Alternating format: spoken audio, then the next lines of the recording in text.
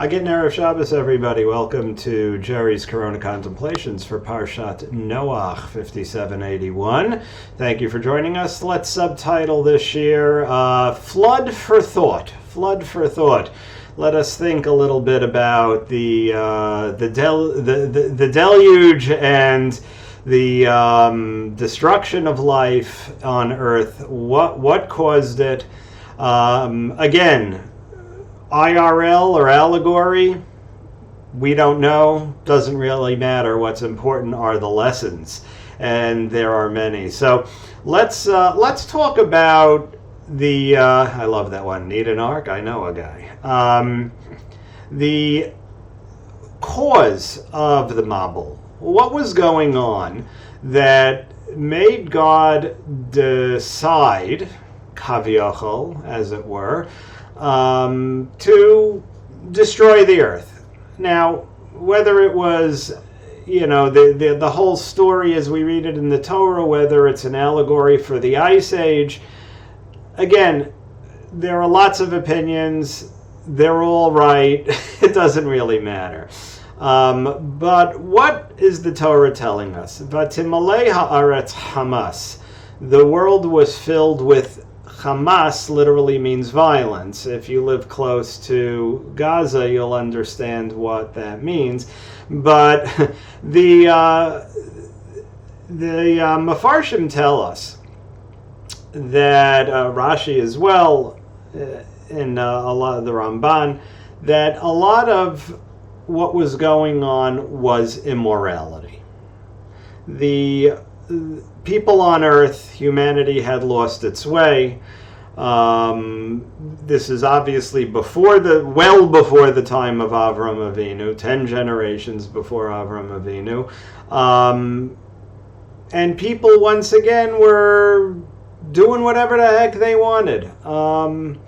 There was terrible immorality. There was theft. And the theft, it's interesting, it says that the fate of humanity was sealed because of the theft, that people were being dishonest with one another, screwing one another in business, and quite literally there was tremendous adultery, whatever that meant before the time of the Torah, but it was a dumpster fire. Very much so. And the Hashem said, Kates kol basar balafanai, we gotta control alt delete this thing, and kind of start over. And there was Noach, who was he was righteous in his generation. He recognized Hashem. He recognized the Creator. And Hashem tells Noach, all right, this is how this is going to go down. Build the ark and tell everybody what's going on. And of course he was ridiculed. Crazy old man, preacher, saying, the world's going to end. It was almost like one of these things you see on a street corner. And no one believed him. And then, of course, it started raining. And at that point, it was too late. They called him an old crazy man. He's not evolved. He's not as politically correct and woke as the rest of us. He's talking about things like morality and laws and the Bible, which didn't exist yet, but the God, he didn't, and they thought he was nuts. Anyway, what actually happened? The Mabul happened, and everything got destroyed except for Noach and his family, and of course, the animals. The 7 pairs of the kosher animals, 1 pair of the non-kosher, and that's how the world basically restarted. So if we're going to look at this literally, then okay, we know the story. The allegory, is of course the Ice Age, how a great amount of the earth was destroyed and it basically restarted and so on and so forth. But this is the story of Noach, and the lessons, of course, are what happens when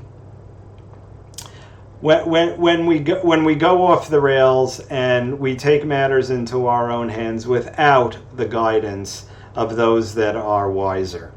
And it's a lesson for all times. But there are a couple of other interesting points that I'd like to go over. Particularly, this is a very, very strange story. The story about the raven and the dove. So we know that that they were on the ark for a year. It rained for 40 days and 40 nights. Again, whatever that means. The earth began to dry. Noach first sends out the raven. The raven just does his own thing. Doesn't come back. He flies back and forth around the teva or whatever. Doesn't come back. And Noach says, not enough information there. Then he decides to send out the dove. The dove goes, comes back, sends it out again, and it comes back with the olive branch. And he knows that the earth had dried and it was safe to come out. Okay. What? Why do we need to know this? The Torah, of course, doesn't tell us anything we don't need to know. The raven is a bird of prey. All right, it's a non-kosher bird. The raven, the Medrash tells us that the raven is the only bird that was in the teva that didn't observe the non-mating laws during the period of the flood. That none of the animals copulated or had other animals during this period of time. Because of what was going on, so it was a command from God that they all knew instinctively, and of course there was a limited amount of room on the teva, but that's another story. But the raven was very into his own thing and didn't feel that the rules applied, and even when he was released to bring back more information, he couldn't be bothered.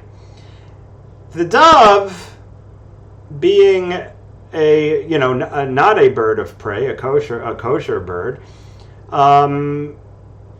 understood what his mission was, brought back the olive branch, and showed a sense of community.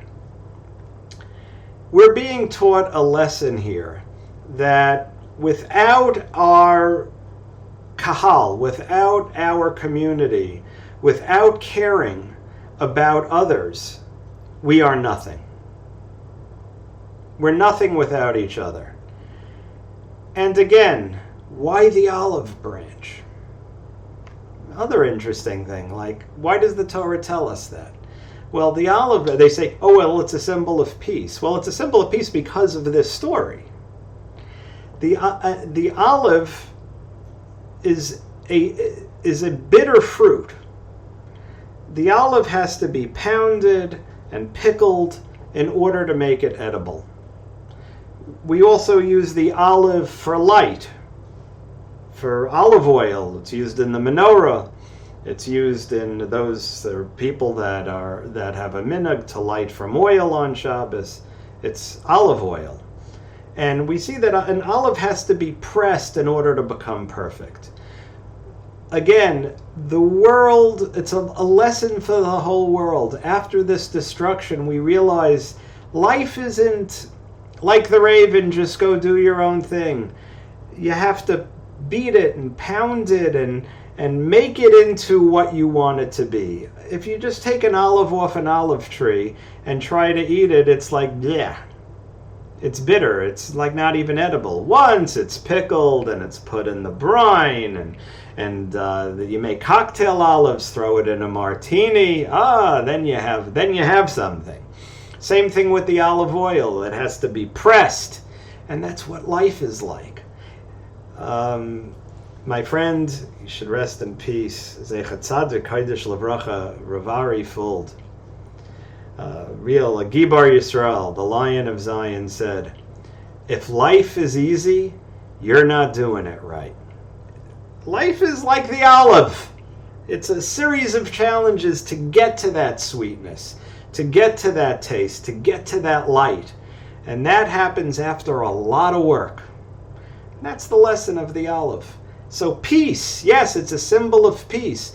But you don't make peace with friends. You make peace with enemies. It's work. You have to sit down and work things out. That's why the olive branch, when you say you're handing out an olive branch, means I want to work with you. It doesn't mean that it's automatic. One of the lessons of this week's Parsha. I'm going to leave this one here and let you figure it out. But what is the rainbow? The rainbow is the symbol, again, of the peace between us and God. That God made a promise. He said this was a one-shot deal. I'm never going to destroy the world again. This will it will go on forever, ad infinitum. Even Zman Mashiach, even after Tchiyat HaMeitim, the world will go on ad infinitum. He made us this promise. What is the rainbow? The rainbow is a refraction of light. I will have to, with apologies, if you think of the cover of the Dark Side of the Moon album, you have the prism, the light's going in white, and it's coming out all the different colors. That is us seeing the components of light. Think about that. It's amazing when you think about it. That light is made up of all these colors. And God's showing us a little bit, just a glimpse of the genius of this world. We can't even understand light. We make a bracha on it every day. Yotzer Or Vorei Choshech. Hameir La'aretz, who lights up the world. He's giving us a glimpse into his glory. We're seeing the light, literally. Like the song, I Saw the Light, right? We're seeing the light. And that's God making peace with the world. I'm showing you some of my glory. Why was the world destroyed at the time of Noach?